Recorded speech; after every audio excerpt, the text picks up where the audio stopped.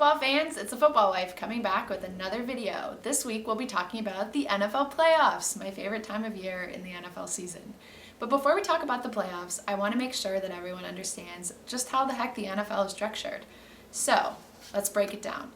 The NFL has 32 teams across the country.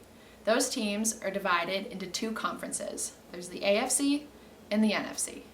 Within those conferences, there are 4 divisions: North, South, East, West. So each division has 4 teams. Sounds complicated, and it is a little bit. So I made visuals. We have the AFC and the NFC. 2 conferences. Each conference has 4 divisions. Each division has 4 teams. Got it? Great. Now that we've talked about how the NFL is structured, let's talk about how the playoffs work. So the playoffs are basically a 12-team single elimination tournament. The AFC and the NFC each have 6 teams that they send to play in the playoffs. Here's how it works. Within the conference, the winners of each division, North, South, East, and West, get to go to the playoffs. Even if a team has a pretty crappy record, if you win your division, you get to go to the playoffs. So then, you take the entire rest of the conference, and the next 2 teams with the best records, they get to go too. That's how you get your 12 teams.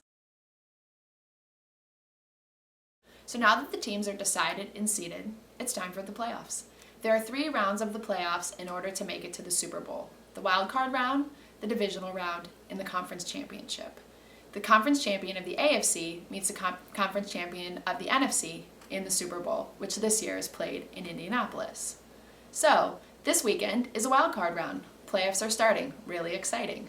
A key thing for this weekend is the number 1 and number 2 seeds of each conference don't have to play. They get what's called a bye, which means they can go on vacay, go to the beach, maybe go skiing.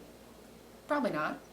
They're probably sleeping, watching game film, hanging out with their families, but I'd probably go to the beach.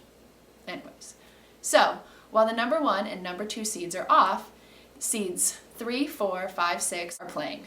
Getting a little confusing again? I know. I made some visuals. Let's go with this one. Seems to match my shirt a little bit better. So, as you can see, in the AFC, the Patriots and the Ravens are the number 1 and the number 2 seed. That means that they're not playing this weekend. They're at the beach. This leaves Texans, Broncos, Steelers, and Bengals to play. Now, the way that it matches up is the higher seed gets the ability to play the lower seed, and the higher seeded team gets to play at home. So for instance, in the AFC, the Texans are playing the Bengals this weekend at the Texans, and the Broncos are playing the Steelers at the Broncos. Got it? Great. In the NFC, the Packers and the 49ers are probably in Cabo. The Saints are playing the Lions in New Orleans. The Giants are playing the Falcons, you guessed it, in New York. So that's what's going to happen in the first round of the playoffs this weekend. Now I want to leave you with a few tidbits going into this weekend's games. When you're watching this weekend with the guys, I want you to have a few things that you can say to impress them. One thing to note, games happen on Saturday and Sunday this weekend. 2 games on Saturday, 2 games on Sunday. So get ready to hunker down for a weekend of football. During the Broncos and Steelers game, you could talk about Steelers safety Ryan Clark and how he can't make the trip. So Ryan Clark is not injured, but unfortunately he has a blood disorder that has worsened at altitude, and he can't make the trip with the team, let alone even play. A few years ago he played out there and got really sick, so the team made the decision not even to bring him.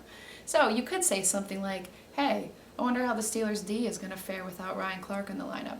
That'll be sure to go over really well with the guys. Next, there's the Texans versus Bengals game. This is the Texans' first time in the playoffs ever in the history of their team. Pretty cool, right? You could say something like, hey, I wonder how the Texans are going to fare given that this is their first time in the playoffs.